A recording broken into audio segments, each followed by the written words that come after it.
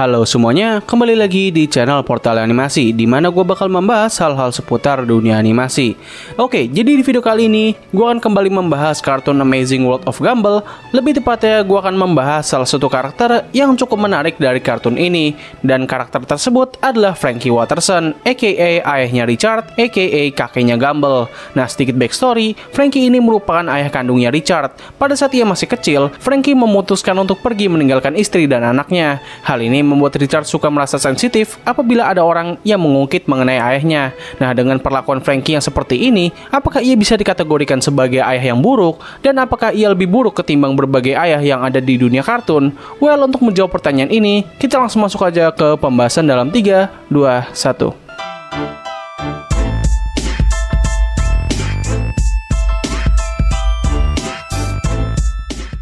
Nah, seperti biasa, gue akan menceritakan awal mula hingga terakhir kali karakter ini muncul. Nah, sebelum gue masuk ke episode pertama kali Frankie diperkenalkan, gue ingin membahas mengenai satu episode penting yang bakal memiliki hubungan erat dengan karakter ini. Meskipun ia tidak disebutkan dalam episode tersebut, dan episode itu berjudul The Man. Nah, dalam episode ini, seluruh keluarga Watterson sedang merayakan ulang tahun Granny Jojo atau ibunya Richard yang ke-63. Setelah Richard memberikan kejutan kepadanya, sekarang giliran Granny Jojo yang memberikan kejutan dengan memberitahu kalau ia kini sedang menjalin hubungan dengan pria tua yang bernama Louis. Hal ini tentu membuat Richard sangat terkejut hingga akhirnya ia pingsan. Kedatangannya ini tidak disambut dengan ramah oleh Richard dan ia terus berusaha untuk menunjukkan betapa buruknya orang ini. Alasan kenapa Richard menjadi seperti ini adalah karena ia tidak mau ibunya diambil oleh orang lain dan ia juga mengira kalau selama ini ayahnya sedang membeli susu dan di suatu waktu ia bisa saja kembali, yang padahal ya ayahnya udah ninggalin dia. Nah, Granny Jojo mencoba untuk menjelaskan apa yang sedang terjadi, namun Richard terus menekannya dan membuat mereka berdua saling berpaling. Ketika di malam hari, Gumball, Darwin, dan Anais sedang membantu Granny Jojo untuk kabur secara diam-diam agar ia bisa pergi berkencan dengan Louis. Namun sayangnya, usaha mereka gagal dan ketahuan oleh Richard. Untuk menyelesaikan permasalahan ini, Gumball memutuskan untuk membuat kompetisi adu kejantanan antara Richard dan Louis. Nah, di akhir kompetisi, Gumball meminta kedua belah pihak untuk mengungkapkan perasaan terdalam mereka. Granny Jojo akhirnya bisa membuat Richard mengeluarkan semua emosi yang selama ini ia pendam. Richard sebenarnya tahu apa yang telah ayahnya lakukan, namun ia terus berlindung di balik cerita yang tidak benar. Tindakan yang ia lakukan selama ini dipicu karena rasa takutnya akan kembali kehilangan orang yang ia cintai. Tapi pada akhirnya, Granny Jojo berhasil meyakinkan anaknya dan Richard menerima Louis sebagai ayah barunya. Nah, episode ini memang tidak langsung memperkenalkan karakter Frankie, namun episode ini memberikan build up untuk cerita penting berikutnya yang bakal berhubungan dengan keluarga Watterson, dan episode itu berjudul The Signature.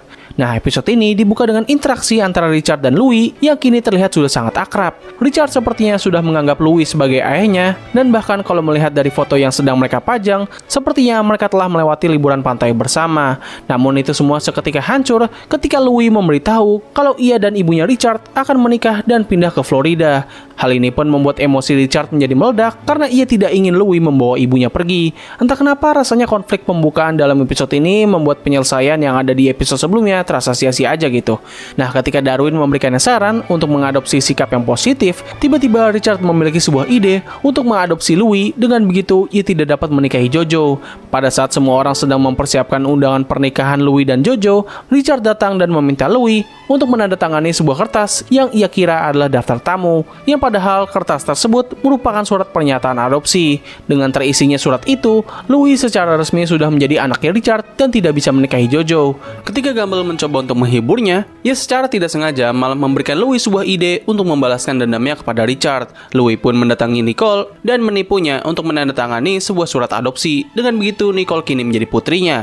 Nah, pada titik ini situasi menjadi semakin rumit. Tapi secara singkatnya, Richard kini merupakan ayah dari Louis, dan dengan begitu Louis tidak dapat mendekati ataupun menikahi Granny Jojo karena secara tidak langsung Granny Jojo sudah menjadi neneknya Louis. Nah, tapi dengan Nicole yang mengisi surat adopsi Louis, Nicole pun langsung menjadi anaknya, dan hal ini membuat Richard tidak dapat mendekati Nicole karena secara tidak langsung Richard sudah menjadi kakeknya Nicole. Gua harap penjelasan ini dapat dicerna oleh kalian dengan sangat mudah. Nah, dengan semua kegilaan yang terjadi, kini anggota keluarga Watterson yang paling berkuasa adalah mantan suaminya Jojo, yaitu Frankie Frankie Watterson. Ketika nama itu disebut, seluruh keluarga Watterson menjadi terpecah belah. Maka dari itu, Gumbel, Anais, dan Darwin berinisiatif untuk menghubungi Frankie agar masalah ini dapat terselesaikan. Mereka pun membuat sebuah iklan di koran yang mencari keberadaan dari Frankie Watterson. Surat tersebut akhirnya sampai di tangannya Frankie yang kini sedang sarapan dan seisi rumahnya sedang disita karena ia sudah tidak mampu membayar uang sewa. Frankie pun sampai di rumah Watterson dengan tampilan yang cukup tidak mengenakan. Ketika Richard pertama kali bertemu dengan ayahnya, ia sempat memarahinya, namun ia langsung menangis terseduh-seduh di hadapannya.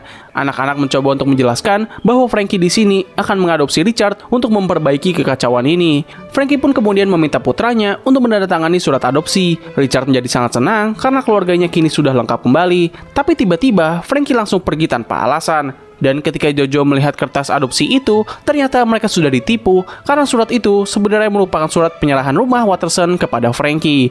Mereka semua menjadi sangat syok, namun Anais memberitahu bahwa jika Louis menikahi Jojo, maka dia akan menjadi pria yang paling berkuasa dalam keluarga Watterson dan mereka bisa mendapatkan rumah mereka kembali.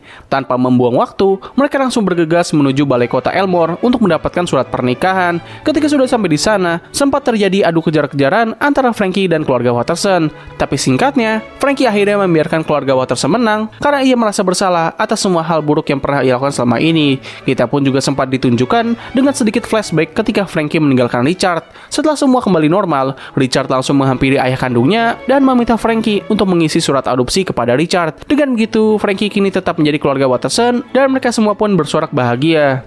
Nah, kemunculan Frankie berikutnya ada di episode The Outsider, di mana dalam episode itu, seluruh keluarga Watterson berencana untuk mengunjungi kediaman Frankie yang kini tinggal di tempat pembuangan sampah. Dan ketika mereka masuk ke dalam rumahnya, kondisinya pun juga nggak jauh lebih buruk ketimbang area yang ia tempati saat ini. Hal ini membuat keluarga Watterson mulai bersimpati kepadanya dan mereka berencana akan mengajaknya ke rumah dengan menciptakan lingkungan yang sesuai dengan kehidupan selama ia meninggalkan Richard.